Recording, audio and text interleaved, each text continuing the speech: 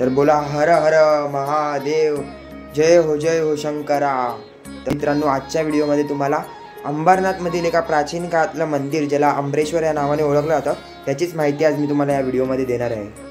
तर आलो आता नेरळ माथेरानमध्ये आणि मामाकडे आपण थोडा वेळ रेस्ट करण्यासाठी आलेलो आणि त्याच्याच नंतर आता आपण भांडुपला निघालो। सर्व छोटी फॅमिली झोपून वगैरे मस्त फ्रेश झाले आणि सनसेट व्ह्यू बघा आपल्याला चालता चालता रस्त्यामध्ये किती मस्त सुंदर असे डोंगर बघायला भेटते। आणि हा नेरळ माथेरानचा हायवे आणि इथे जिया, तनिष, आकांक्षा सर्वच येते बघा आपल्यासोबत।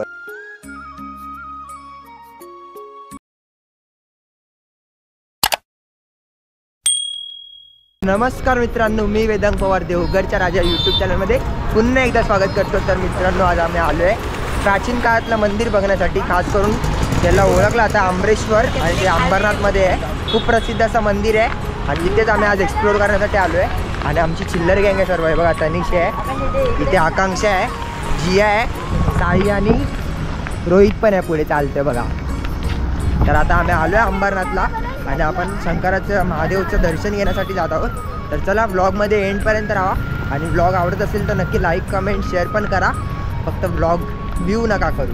तर चला आता जाऊया मंदिरात आणि त्यानंतर आपण पळसदरीच्या मठात सुद्धा जाणार आहोत। तर ब्लॉग एंडपर्यंत बघा आणि ब्लॉग कसे वाटते ते कमेंट करून सांगायला विसरू नका।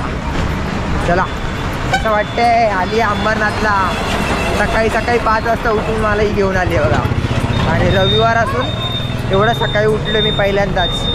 तर चला जाऊया आता, बघूया मंदिर दाखवतो तुम्हाला, भेटूया। मुंबई जवळील ठाणे जिल्ह्यात अनेक प्राचीन मंदिरं आढळतात। यातील काही मंदिरे पहिल्या शतकात बांधण्यात आल्याचे पुरावे सापडतात। हे मंदिर महादेव शिवशंकराला समर्पित असून ते ठाणे जिल्ह्यातील अंबरनाथमध्ये आहे। अंबरनाथ येथील प्राचीन शिवमंदिराचे ऐतिहासिक महत्त्व, मान्यता आणि वैशिष्ट्यांविषयी जाणून घेऊया।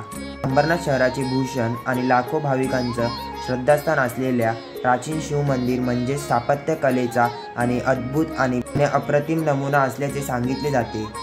शिलाहार राजघराण्यातील मामावनी राजाच्या काळात इसवी सन 1060 मध्ये हे मंदिर पूर्ण झाल्याचे उल्लेख मंदिरावरील शिलालेखावर आढळतो। तसेच अंबरनाथचे प्राचीन शिवमंदिर शिल्पजडित आहे। अंतराळ, सभामंडप, मंडपातील स्तंभ यावर विविध देवदेवतांची शिल्पे साकारलेली आहेत। या शिवमंदिराचे अगदी शेजारीच पाण्याचा ओढा आहे।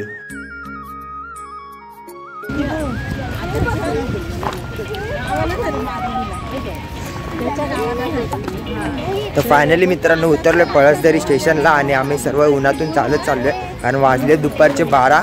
अंबरनाथला आमचं मस्त सुंदर दर्शन झालं एकदम। आणि आकांक्षाची 12वीची परीक्षा आहे त्यामुळेच आम्ही अंबरनाथला शंकराच्या मंदिरात दर्शन घेण्यासाठी गेलेलो। आकांक्षाने खूप काय पर्सेंटेजसाठी प्रार्थना केली आहे मंदिरात। आणि बघा ऊन लागते बघा, कसं शॉल घेतली त्यांनी। चला आता आपण मठात आलो, स्वामीच्या तिथे जाऊन भेटूया। तर फायनली पोचलो आता मठाच्या प्रगावी वगैरे मस्त एकदम गावी आल्यासारखंच फिलिंग येते।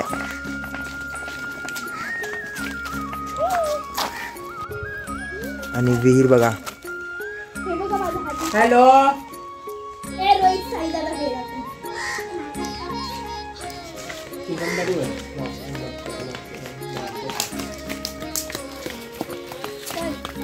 फायनली माझ्या मामाकडे म्हणजे रेस्ट करायला आलेलो दुपारी आणि आता निघालो सुद्धा आहे मामाकडनं। स्टेशनला जातोय, शेलू स्टेशनला चालत चाललो आहे। आणि आजचा ब्लॉग एकदम शॉर्ट्स आणि स्वीट बनवला कारण जास्त काय मंदिरच होती तर मंदिरामध्ये आतमध्ये कॅमेरा अलाउड नव्हता त्यामुळे जास्त काही शूट करायला पण भेटलं नाही। आणि आता तुम्हाला दाखवतो मी माथेरानचा सनसेट व्ह्यू, ते पण आपल्या गोप्रो कॅमेरा।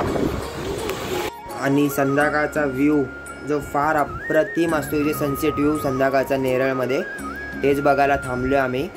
आणि बघा ती सौशिल्य बिल्डिंग आणि समोरच मस्त डोंगर माथेरान। तर बघा आता आम्ही आलेलो नेरळला माझ्या मामाकडे आणि माथेरानचा सनसेट व्ह्यू आपल्याला बघायला भेटते बघा। आम्ही सगळी आपली छोटी चिल्लर पार्टी पण एन्जॉय करतायत सनसेट व्ह्यू। आता निघतोय आम्ही भांडुपला लवकरात लवकर आणि आपल्यासोबत साई, रोहित सर्वच आहेत। ते भांडुपमध्ये पोहोचलो आहे, लवकरात लवकर घरी जातो आणि व्लॉग एडिट करून पोस्ट करतो। तर चला, हा व्लॉग आवडला असेल तर नक्की लाईक करा, कमेंट करा, शेअर करा आणि चॅनलला सबस्क्राईब पण करा। भेटूया आता नेक्स्ट व्लॉगमध्ये, पर्यंत take care, bye bye, see you, भेटू नंतर, चला।